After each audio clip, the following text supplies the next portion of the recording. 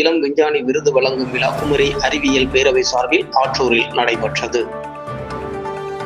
குமரி அறிவியல் பேரவை சார்பில் மனித சவால்கள், வாழ்க்கை சவால்களும் தீர்வுகளும், தொழில்நுட்பங்களால் மனித சவால்களுக்கான தீர்வுகள் ஆகிய தலைப்புகளில் ஒரு வருட காலம் ஆய்வு செய்து திருவனந்தபுரம் NIIST மத்திய அரசின் ஆய்வு நிறுவனத்தில் விஞ்ஞானிகள் மத்தியில் நூலக சமர்ப்பித்து சான்றிதழ் பெற்றனர். அவர்களுக்கான இளம் விஞ்ஞானி விருது வழங்கும் விழா ஆற்றூர் NBKST கல்லூரியில் வைத்து நடைபெற்றது.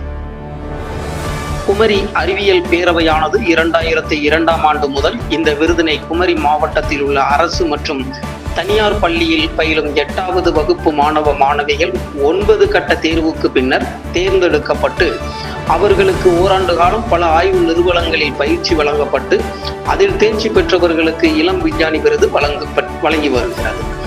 கடந்த 2002ஆம் ஆண்டு தொடங்கப்பட்டு தொடர்ந்து 22 வருட காலமாக பல்வேறு துறைகளில் சாதனை புரிபவர்களாக அதன் நிறுவனர் முள்ளஞ்சேரி வேலையன் இடைவிடாது செயல்பட்டு மாற்றியுள்ளார்.